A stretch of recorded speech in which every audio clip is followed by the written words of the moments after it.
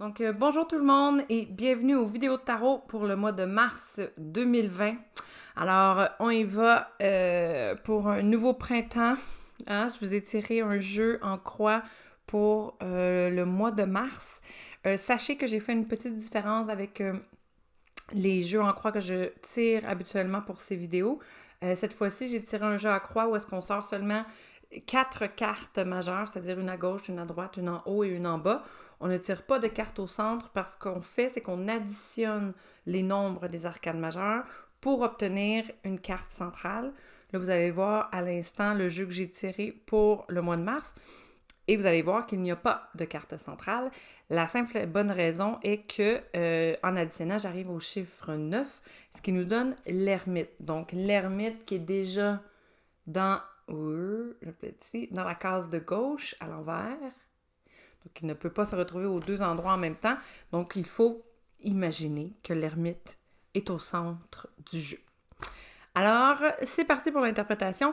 Donc, première chose à noter, c'est qu'il y a quand même 3 cartes majeures qui sont sorties à l'envers pour le mois de mars. Donc, c'est ça, c'est un mois de mars joyeux. Ça va être en plein de joie et de facilité ce mois de mars. Donc, bien évidemment, j'ai sorti des cartes solutions pour chacune de ces arcanes qui étaient sorties à l'envers. Donc, on va essayer de voir qu'est-ce qu'on peut faire pour rendre ce mois de mars un peu plus agréable. Alors, on commence avec le cavalier d'épée et l'ermite à l'envers. Donc, il y a une espèce d'arrêt dans ces deux cartes-là. Je ne sais pas si vous le sentez, mais l'ermite, déjà, qui va pas très vite à sa vitesse de croisière, là, quand il est à l'endroit. On a le cavalier d'épée sur un cheval qui est en train de se ruer sur ses deux pattes arrière. Donc, on a l'impression qu'il fait un volte-face, un arrêt soudain dans une course. Donc, on pourrait même visualiser qu'il est en train de faire un 180 degrés pour éviter un obstacle, quelque chose. Et l'ermite qui va déjà pas très vite, à l'envers, on a l'impression qu'il est complètement statique. Les deux cartes ensemble me parlent vraiment d'un arrêt assez soudain de quelque chose, que ce soit un projet, que ce soit un arrêt de maladie, que ce soit une relation, que ce soit une amitié, donc, ou même quelque chose d'intérieur comme une attitude ou une habitude qu'on avait. Donc, notre entrée dans le mois de mars, on traîne ça du mois de février, hein, puis on rentre dans le mois de mars avec cette énergie-là. On est vraiment dans une espèce d'arrêt de quelque chose et la transition me semble assez difficile. Donc, la carte solution qui est la roue de fortune. Et voilà. On me donne une idée que c'est pas tant une... que c'est pas tant une solution, mais qu'elle vient plutôt ajouter l'idée que c'est une transition difficile. Donc, j'explique mon sentiment. Donc, dans la roue de fortune, j'ai l'impression que la roue de fortune, étrangement, se retrouve un peu dans notre ventre, dans notre intériorité ce mois-ci, en ce début de mois de mars, et qu'il y a une espèce de tumulte intérieur, qu'elle représente cette espèce de sécheuse là, qu'on a dans le ventre avec plein d'éléments différents qui se mélangent et qui se chamboulent les uns sur les autres et qui donnent un effet de non-contrôle, qui donne vraiment un effet qu'on vit tellement de choses intérieurement face à cet arrêt-là et on a de la difficulté à nommer comment on se sent, on a de la difficulté à faire du sens dans tout ça. La roue de fortune m'indique que c'est normal, en quelque sorte, et que il faut complètement, on va le voir un petit peu plus tard aussi avec l'étoile, mais il faut accepter, en quelque sorte, ce tumulte, je dirais même cette souffrance-là, pour être capable de passer d'une manière positive au travers du mois. Peut-être mini-note astrologique à part, je ne suis pas du tout astrologue, mais je sais que Mercure est rétrograde. Ouh. Donc, Mercure, dans sa rétrogradation, nous amène vraiment l'idée de l'ermite à l'envers. Hein? Donc, l'ermite qui est Hermès, écrit avec un H, l'ermite, qui est la planète Mercure pour les Romains ou Grecs, un des deux. Donc, Mercure, qui est rétrograde en ce moment, est très, très bien représenté par l'ermite à l'envers. S'il y a une carte qui représente Mercure rétrograde, c'est l'ermite à l'envers. Donc, il y a aussi tout ça qui joue en ce moment, ce début de mois de mars jusqu'au 10 mars, si je ne me trompe pas, qui vient alourdir justement la conscience, qui vient mettre des filtres et des voiles sur sur ce qu'on sent intérieurement, puis sur ce qu'on essaie de nommer, ce qu'on essaie de clarifier. Donc, il y a beaucoup, beaucoup de couches, il y a beaucoup de profondeur à clarifier dans tout ça. Donc, c'est normal de pas se comprendre. C'est normal d'en souffrir et c'est normal de se sentir un peu weird là, intérieurement ces temps-ci. Donc, beau début de mois de mars. On s'en va ensuite, on va y aller avec la bonne nouvelle, on va y aller avec la 16 et la 9 de coupe. Voilà. Et c'est très satisfaisant. Vraiment, là, je vois ces cartes-là. Là, je sais que la 16 peut être difficile à interpréter de manière positive, mais accompagnée du 9 de coupe, je sens un relâchement, je sens une satisfaction. C'est vraiment jouissif comme moment. C'est comme si dans la maison de Dieu, je sens enfin qu'il y a quelque chose qui passe et presque comme un accouchement, il y a quelque chose qui sort enfin de nous. On est capable de nommer quelque chose clairement, on est capable de se sentir entendu, on est capable de dire « bon, c'est ça qui fonctionnait pas » et enfin j'ai une emprise dessus. Donc il y a un changement qui se crée dans l'énergie, dans notre état intérieur pour enfin venir se placer. Donc enfin la réalité se place pour qu'on puisse continuer à avancer, à évoluer à un rythme qui est normal et non pas le rythme Mercure rétrograde. Donc, ça va être... Pardon, excusez-moi. Ça va être plus dans la deuxième moitié du mois de mars, vers la fin du mois de mars. Donc, vous allez le savoir quand vous allez vivre une satisfaction intense. Vous allez dire, c'est là, c'est maintenant.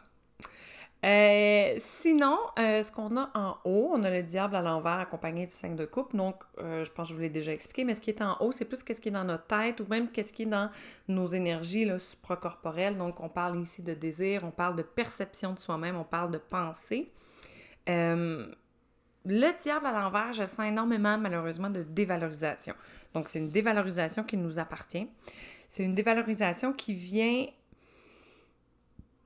en fait teinter notre capacité à naviguer là, dans ces eaux troubles. C'est comme si on vit des choses intenses ces temps-ci et on a tout de suite la perception de nous-mêmes qu'on ne sera pas capable de passer au travers, que quelqu'un d'autre serait mieux que nous pour passer au travers, qu'on n'a pas les bonnes solutions, qu'on n'a pas la bonne approche. C'est pas la bonne approche qu'on n'a pas, là. C'est la mauvaise attitude envers soi. Parce que clairement, dans le 5 de coupe juste à côté, le 5 de coupe me montre qu'on a absolument toutes les ressources pour passer au travers. On a tout à l'intérieur de nous pour être capable de passer à travers ce tumulte-là, ce moment plus difficile. Le seul hic, c'est l'image qu'on a de nous, qu'on a tendance à se dévaloriser. Alors, on y va avec l'énergie de l'impératrice pour se sortir de ça. Donc, l'impératrice, elle est extrêmement dans l'expérimentation. Donc, on va essayer de voir ce qu'on vit en ce moment, non pas comme quelque chose de noir et blanc. Donc, on réussit ou on échoue lamentablement. Ce n'est pas ça. L'impératrice nous montre plus une espèce de zone grise. Donc, vraiment un point A au point B. Puis, il y a une ligne entre les deux et la ligne est extrêmement... on va dire, sinueuse avec des passages qui sont propres à elle. Il faut suivre cette ligne-là. Il ne faut pas se décourager à chacun des tournants. Il faut vraiment voir que tout cela fait partie d'une expérimentation et que si on essaie quelque chose, on essaie une solution pour se sentir mieux, pour régler X, Y, Z problème et que ça ne fonctionne pas, ce n'est pas grave. Ça fait partie du chemin et surtout, ça fait partie de notre apprentissage. Donc, l'impératrice... apprentissage, expérimentation, on est supposé avoir du fun là-dedans. Donc, on se force pour avoir bien du plaisir à essayer des nouvelles solutions et ne pas se juger sur le outcome de la solution. OK? Finalement, dans le concret, donc ce qui est en bas, on a la tempérance à l'envers, avec le 6 de denier.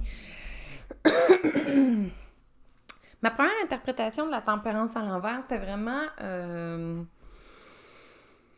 J'en ai deux forces qui me viennent en même temps, là. Ils vont se recouper, mais la tempérance est beaucoup axée justement sur la guérison, sur l'harmonisation. On veut guérir une plaie, on veut guérir une relation, on veut guérir une culture au travail, on veut guérir quelque chose. Et comme elle est à l'envers, ce que je sens, c'est que non seulement ça ne guérit pas, mais c'est peut-être pas ça qu'on a à faire. Donc, je vous explique avec l'étoile. Donc, l'étoile, ce qu'il y a là-dedans, c'est qu'il y a un grand laisser-aller. Donc, c'est comme si on essaie, en ce moment, dans le concret, plutôt concret, on essaie de ramasser, de recoller 2 morceaux de notre vie qui n'ont plus à être collés ensemble.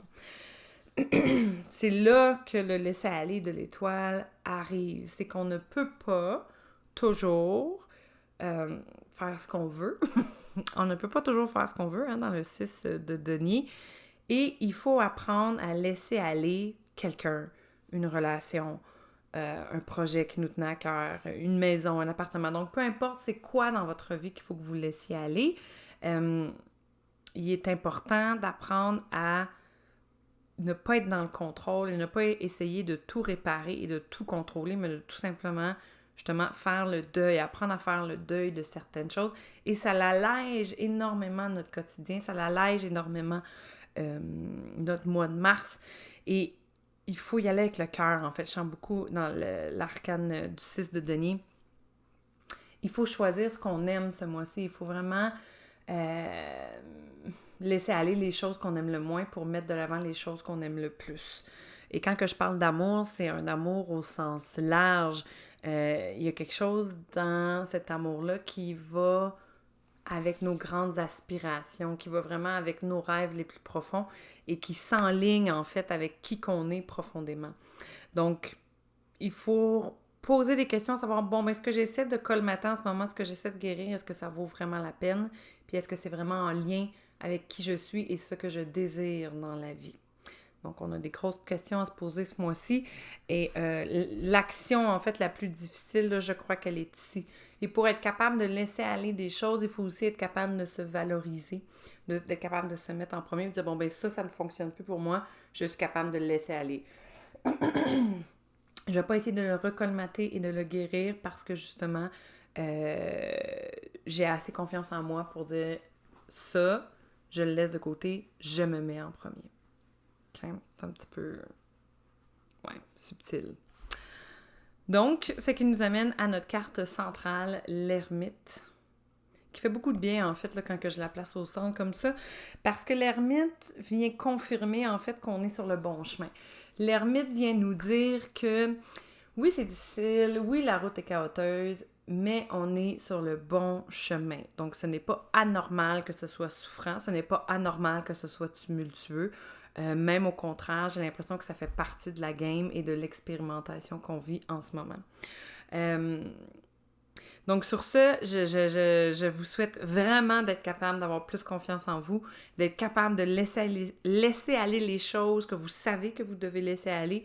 Et je vous souhaite vraiment une jouissance extrême, en fait, dans la tour Dieu qui va venir plus vers la mi-mars. Je vous souhaite vraiment une très, très belle satisfaction. Vous la méritez. Et nous, ben, on se revoit pour le mois d'avril 2020. Fait que sur ça, je vous souhaite un bon mois. Puis on se revoit bientôt. Bisous! Mouah.